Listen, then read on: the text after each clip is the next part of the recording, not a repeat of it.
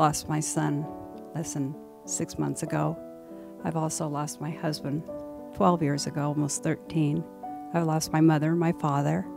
So I've had a lot of experience with grief. Her book, it touched me so much because I'm 72, she's only 40. I became a widow at almost 60.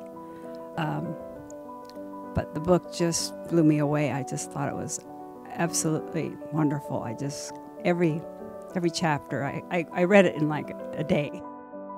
In your sharing of your grief, we're not alone, and all of us have been through it, but the way you have said it, there's such comfort in knowing that there's light at the end of the tunnel.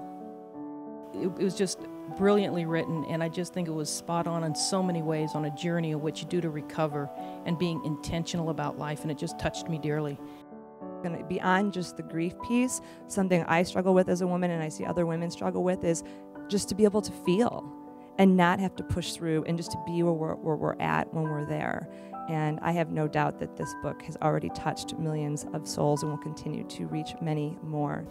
I wish I had this book many times in my life when I went through loss, through death and divorce. And this book really, really captured so much of, so many of the feelings that I could not access.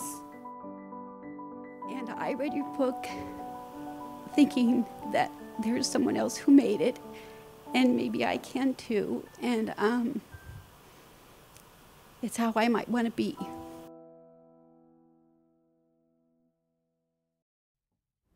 In the beginning, I thought I would be in deep grief forever.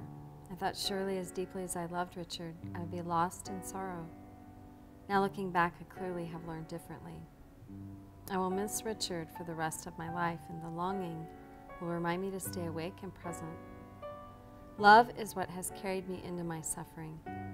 Love is what has carried me out of it as well. Suffering opened me, and now love moves me forward. I've heard it said that red-tailed hawks mate for life. We live in a valley where the sun penetrates the trees in great slanting sheets of light and turns the air iridescent. When I look up, I often see one hawk flying solo, and she has given me much hope. She just soars, and I say to myself, I can do that. I can fly solo too if I am meant to. I can do that now. I am more me than I've ever been. I find it ironic that in the absence of my great love, I have learned the lessons of living and loving presently. I am a testament to Richard's work on earth because I received all the tools he had to teach, and I lived them. I can say with a smile, I lived the big stuff, and honey, it really is true. You can feel good again, and you can be happy no matter what.